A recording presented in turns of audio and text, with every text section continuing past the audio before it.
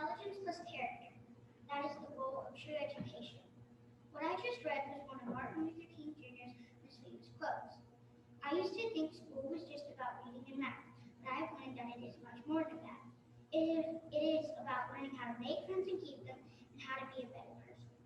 For example, intelligence isn't just about knowing facts, but knowing how to problem solve and be curious about the world around you.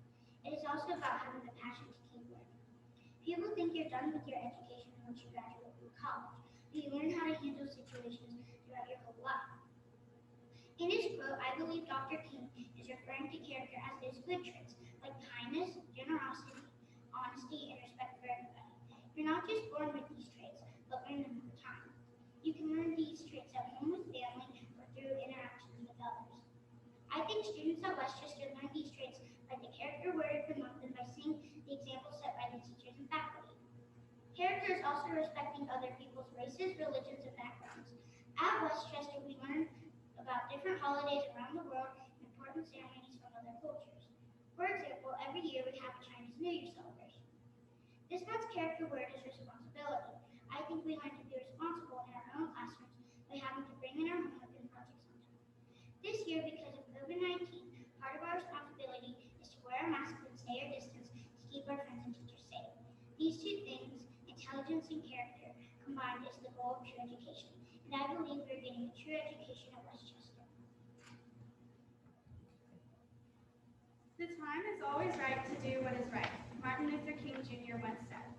What does this quote mean to us in our everyday lives? It's simple. Always do what is right, no matter what time it is.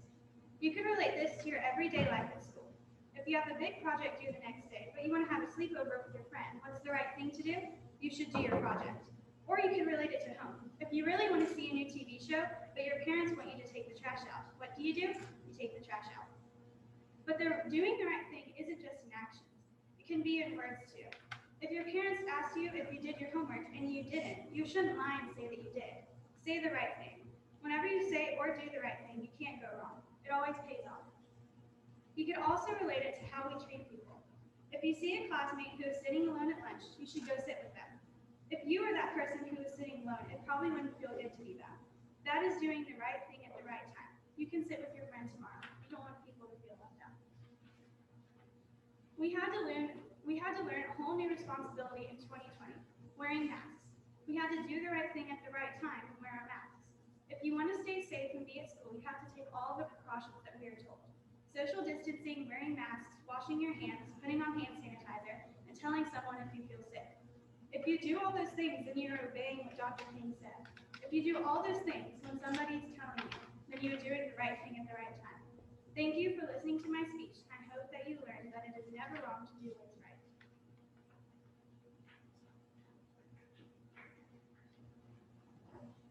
Dr. Martin Luther King was a man who valued many aspects of life that we sometimes overlook and take for granted.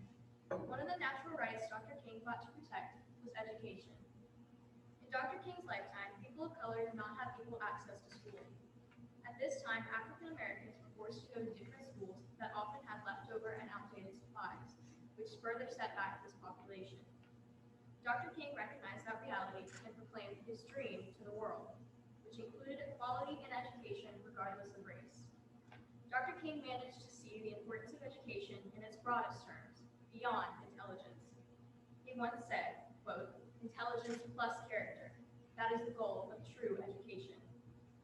With this, Dr. King tells us the other knowledge that comes with the journey through school: moral education, a universal curriculum that isn't found in any textbook.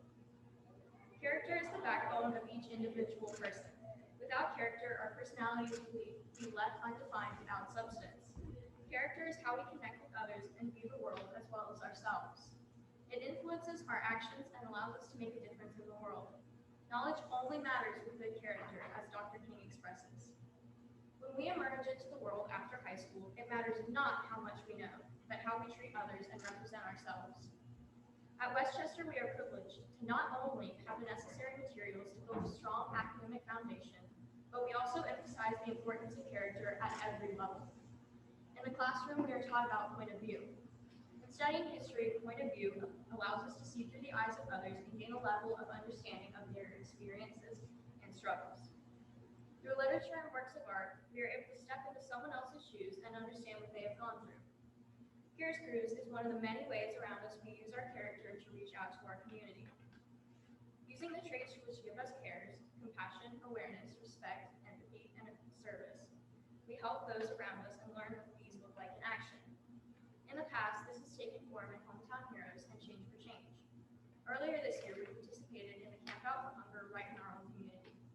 Character doesn't always require action, but rather observing and understanding the situations of people around the world. Dr. King lived at a time when empathy and understanding did not extend completely to the minority populations in our country.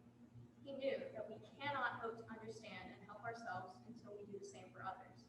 He said, quote, "Whatever affects one directly affects all indirectly. Quote, no one is free until we are all free." He showed us that peace and understanding are the only pathways to change and progress. This may set a new standard for our modern collective character to be forever engraved in our history books. Only once we understand and appreciate the past can we move forward to a greater, brighter